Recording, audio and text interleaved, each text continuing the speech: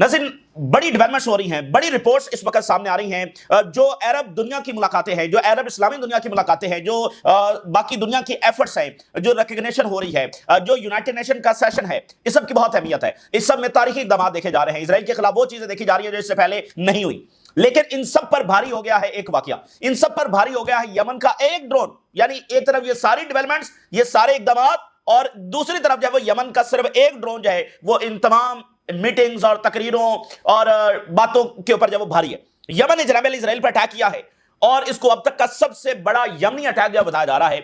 اسرائیل کو پینیٹریٹ کرتے ہوئے، اسرائیل کے تمام ایئر ڈیفنس کو اور تمام امریکن ایئر ڈیفنس کو پینیٹریٹ کرتے ہوئے یمنی ڈرون جب براہ راست جا کر ٹکرا گیا ہے، اور اس میں اب تک کی سب سے زیادہ کیجوالٹیز اسرائیل کی ہوئی ہیں۔ 30 کے قریب بتایا جا رہے ہیں اسرائیلی جو اس میں نشانہ بنے ہیں۔ یہ یمن کی جانب سے ہونے والا سب سے بڑا اٹیک۔ اس سے پہلے تل ابیب میں ایک اٹیک ہوا تھا جس میں 20 کے قریب کیجوالٹیز ہوئی تھی، اور اس کے اندر جو ہے وہ 30 کے قریب جو کیجوالٹیز ہیں وہ ہو گئی ہیں۔ تو تباہی مچائی ہے یمن نے پوری طرح سے، اور یعنی اسرائیل کے ایئر ڈیفنس کو بھی پوری طرح سے جب ڈسٹرائے کیا ہے، تو یہ کالونی جو ہے وہ پوری طرح سے ڈیمیج ہو رہی ہے۔ دوسری طرف ایران جنگ کے حوالے سے بھی نئی رپورٹس آ رہی ہیں کہ ایران کے جنگ کا جو خطرہ ہے وہ ہائیسٹ لیول کے اوپر جا چکا ہے، وہ بھی آپ کے سامنے رکھیں گے۔ ایم بی ایس جو ہیں وہ پاکستان آ رہے ہیں، ایم بی ایس کا دورہ پاکستان کا شیڈیول ہو رہا ہے، جس میں میجر ڈیفنس ایگریمنٹس وہ کیے جائیں گے، اور ایران نے پاکستان اور سعودی عربیہ کا جو ایگریمنٹ ہے اس کو ویلکم کیا ہے۔ یہ ایک زبردست ٹائم ہم دیکھ رہے ہیں کہ پاکستان سعودی عربیہ کا معاہدہ ہوا جو اپنے آپ میں ایک تاریخی معاہدہ ہے، اور اس کو ویلکم کون کر رہا ہے؟ جس کے خلاف جنگ تھی، یعنی کہ ایران۔ تو یہ جو اس وقت اتحاد ہے اور ایک دوسرے کے اوپر ٹرسٹ ہے اور ایک دوسرے کے ساتھ جو انڈرسٹینڈنگ ہے، یہ بہت ہی غیر معمولی ہے۔ تو مینی مور ڈیولپمنٹس ہیں، وہ بھی آپ کے سامنے رکھیں گے۔ ڈنمارک نے اب تک کا سب سے بڑا اقدام اسرائیل کے خلاف اٹھا دیا ہے، پریکٹیکل اقدام جو ہے وہ اسرائیل کے خلاف اٹھایا گیا ہے۔ یمن سے ذرا سٹارٹ کرتے ہیں۔ یمن نے ایلات کے اوپر جو اٹیک کیا، یہ بالکل سدرن پارٹ ہے، وہی ایلات سٹی جس کی بندرگاہ جو ہے وہ آلریڈی یمن نے ویران کر رکھی ہے۔ تو یہ بڑا امپورٹنٹ سٹی ہے، اور یہ اسرائیل کا جو وہ ٹوریزم سٹی ہے۔ تو ایک طرح سے یمن نے اس کے جو ٹوریزم ہے اس کے اوپر بھی اسٹرائک کیا ہے، جو اسرائیل کی اکانومی ہے اس کے اوپر بھی اسٹرائک کی ہے۔ ایک ڈرون بھیجا ہے، وہ پہلے ایلات شہر کی جب وہ سیر کرتا پھرا ہے، اور لوگ اس کو دیکھ رہے ہیں، ویڈیوز بنا رہے ہیں، بہت نیچے جو ہے وہ فلائی کر رہا ہے، اور پھرتے پھراتے جب وہ سیر کرتے ہوئے وہ جناب جا کر ٹکرا گیا ہے۔ آئرن ڈوم اور ادھر ادھر سارے جو ایئر ڈیفنس ہے وہ فارغ ہو گئے ہیں۔ بڑے دھماکے جو ہے وہاں پر سنے گئے ہیں، اور اس میں بتایا جا رہا ہے کہ 27 کیجوالٹیز اسرائیل کی ہو گئی ہیں، اور پوری طرح سے اسرائیل کی اس سے بنیادیں ہل گئی ہیں۔ اس میں بنیادیں ہل گئی ہیں اسرائیل کی کہ 27 کیجوالٹیز، اور یمنی، ایرانیز نہیں، ٹرکش نہیں، ایجپشین نہیں، پاکستان کے ڈرونز اور میزلز نہیں، یہ یمنی ڈرونز ہیں جو اسرائیل کے پورے سسٹم کو پینیٹریٹ کرتے ہوئے آگے سے جا کر ٹکرا گئے، اور اس میں ہیملیشن بھی ہے، اس میں ڈیمیج بھی ہے، اور یمن نے اسرائیل کو ایک غیر محفوظ کالونی جو ہے وہ قرار دیا ہے۔ آلریڈی لوگ وہاں سے سیٹلر جو ہے وہ مائگریٹ کر رہے ہیں، جو ادھر کو مائگریشن ہے اسرائیل کی طرف وہ نہیں ہو رہی ہے، یہاں کے سیٹلر جو ہے وہ ریورس مائگریشن کر رہے ہیں، انویسٹمنٹس نہیں ہو رہی ہیں، ٹوریزم پہ آلریڈی جو ہے نا ڈسٹربنس ہے۔ تو اب تو یمن نے باقاعدہ ہٹ کر کے دکھایا ہے، تو اس کا مزید امپیکٹ جب آنے والا ہے، اور علاقہ بھی وہ ہے جو ٹوریزم کا ایک طرح سے ہب ہے، تو اس کو نشانہ بنایا۔ Eilat under attack, drone explodes in Eilat, اور Israeli media sound of explosions and rising of smoke in Eilat. 27 settlers were injured due to the explosions of the Yemeni drone in ایلات۔ ٹھیک ہے نا؟ اب یہ اس سے زیادہ بھی ہو سکتے ہیں، پہلے انہوں نے بتایا کہ 2 ہیں، پھر یہ تعداد 10 ہوئی، پھر یہ 20 ہوئی، اب یہ 27 ہو چکی ہے۔ اور اسرائیلی آرمی یہ کہہ رہی ہے کہ ڈرون جو ہے وہ بڑے لو آلٹیٹیوڈ کے اوپر جو ہے وہ فلائی کر رہا تھا گراؤنڈ سے، اس لیے آئرن ڈوم جو ہے اس کو انٹرسیپٹ نہیں کر سکا۔ تو چونکہ ہیوملیشن بہت بڑی ہے، تو ہر بار وہ کوئی ٹیکنیکل وجہ جو ہے وہ بتا دیتے ہیں، یہ ٹیکنیکل وجہ ہو گئی، یہ فلانا ہو گیا۔ کیونکہ دیکھیں ایک طرف تو ریجن کے اندر اسرائیل آئسولیٹ ہو رہا ہے، جو اس کے پارٹنرز ہیں ریجن کے اندر وہ پیچھے ہٹ رہے ہیں، جو ڈپلومیٹک اور پولیٹیکل سطح کے اوپر ناکامیاں ہیں وہ اسرائیل کو فیس کرنا پڑ رہی ہیں۔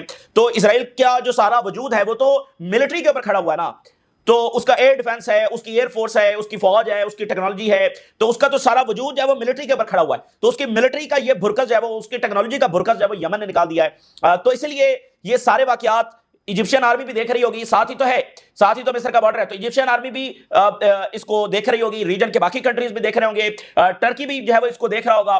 ممکن ہے کہ ایرانینز جو ہے وہ، چونکہ یہ ساری انفارمیشن جو ہے وہ ایرانینز کے پاس جاری ہے، رشین کے پاس جاری ہے، چائنیز کے پاس جاری ہے، ممکن ہے وہ ٹرکی کے ساتھ بھی اب شیئر کر رہے ہوں، ممکن ہے وہ مصر کے ساتھ بھی جب وہ شیئر کر رہے ہوں۔ تو یہ پورا ریجن دیکھ رہا ہے کہ اسرائیل پولیٹیکلی اور ڈپلومیٹکلی تو آئسولیشن میں ہے، ناکامی میں ہے، لیکن دوسری طرف جو اس کی ملٹری ہے، حماس کے ہاتھوں وہ شکست کھا چکی ہے، حزب اللہ کے ہاتھوں وہ شکست کھا چکی ہے، ایران کے ہاتھوں وہ شکست کھا چکی ہے، اور یمن جو ہے گاہے بگاہے اس طرح کے واقعات جو وہ کر رہا ہے۔ اس وقت پورا اسرائیل جنا ہلا ہوا ہے، اور چیخو پکار ہو رہی ہے، بھرپور چیخو پکار اس وقت اسرائیل کے اندر جاری ہے کہ یمن نے جناب علی اتنا بڑا جو اٹیک کر دیا ہے، اور ساتھ ہی سینائی کے اندر مصری آرمی تیاری کر رہی ہے۔ تو ان پر بھی دباؤ ہے کہ بھائی آپ نے بھی کچھ کرنا ہے یا بس باتیں کرتے رہ جانا ہے. تو ساری تقریریں اسرائیل کا اتنا ڈیمیج نہیں کر سکتی جتنا یہ ایک ڈرون نے کر دیا. تو ملٹری جو ہے وہ ایک ہی آپشن بن رہا ہے. اب سب اس کو سمجھ بھی رہے ہیں کون کتنی جرات کر کے اسرائیل پر اٹیک کرے گا, ملٹری آپشن لے گا, یہ بہرحال دیکھنا ہے. سمجھ ان کو بھی آ گئی ہے کہ یہ صرف ایک ملٹری آپشن اب رہ گیا ہے. اچھا, اب جناب علی ایران جنگ کا جو خطرہ ہے وہ بڑھ رہا ہے.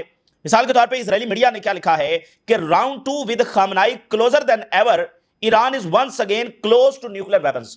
یہ اسرائیل کا ایک بڑا میڈیا ہے, اس نے یہ لکھا ہے کہ days before the renewal of the sanctions on Iran, یہاں پر جب وہ ایسکیلیشن جو ہے وہ ہونے جا رہی ہے, یعنی جنگ کے انتہائی قریب ہیں. کلوزر دین ایور, راؤنڈ 2 ہونے جا رہا ہے ایران کے ساتھ. اور وہ کہہ رہے ہیں کہ ایران چونکہ نیوکلیر بنا رہا ہے تو وہ ظاہر ہے کہ کیمپین یا جو بھی ہے. اب میکرون کی سٹیٹمنٹ بڑی امپورٹنٹ ہے. میکرون یہ کہہ رہا ہے کہ ایران نے بریچ کر دیا ہے تمام نیوکلیر کمٹمنٹس کو, and the coming hours will be very decisive. آنے والے گھنٹے بڑے امپورٹنٹ ہیں, یہ میکرون کہہ رہے ہیں.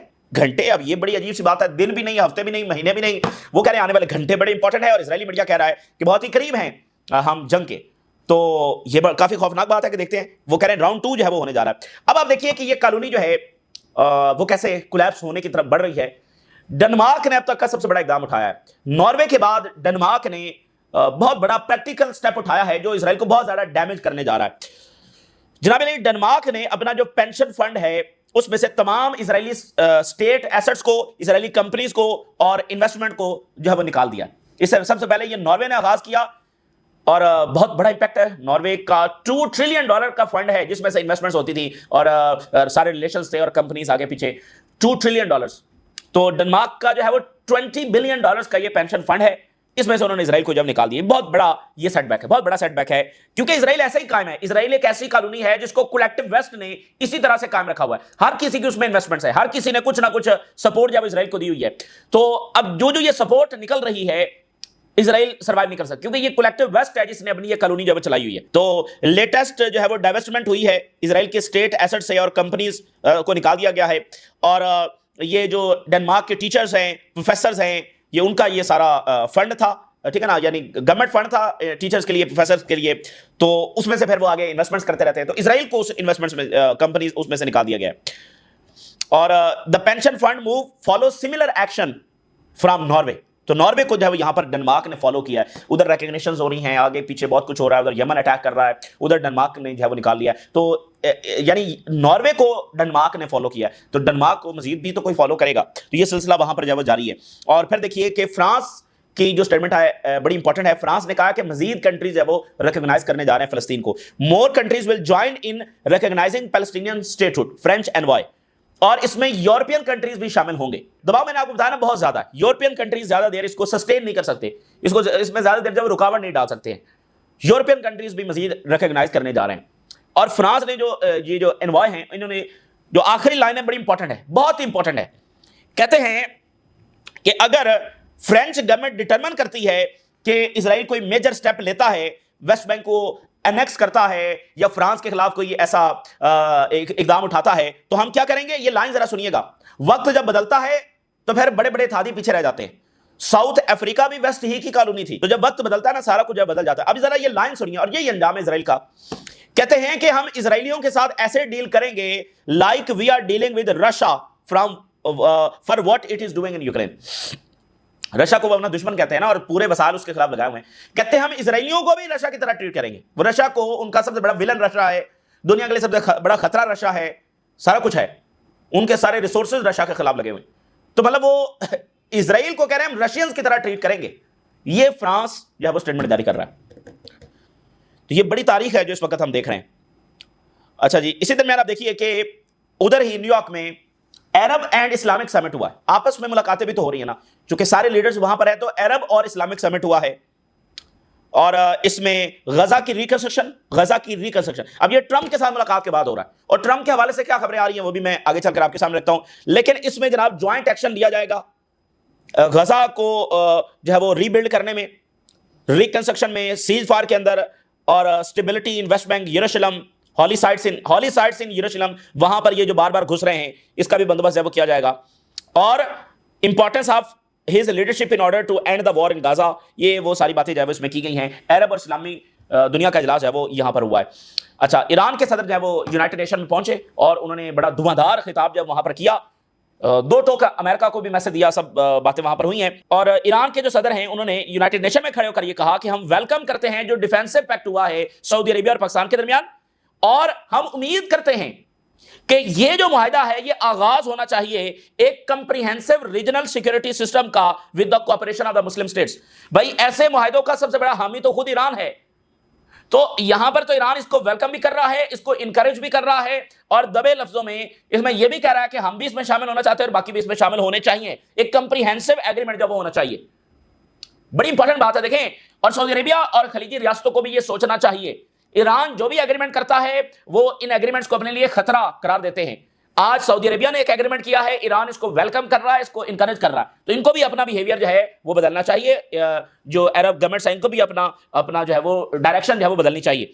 تو یہ بڑی خوشائن بات ہے کہ ایران اس کو ویلکم کر رہا ہے, کیونکہ اس میں جو ایک ٹرکی پوائنٹ تھا وہ یہی تھا, ٹھیک ہے نا, ٹرکی پوائنٹ اس میں یہی تھا. ویسے تو اس معاہدے کو ان ٹرمز آف اسرائیل دیکھا جا رہا ہے, لیکن یمن والا معاملہ بھی تو درمیان میں ہے, ایران والا معاملہ بھی تو درمیان میں ہے, تو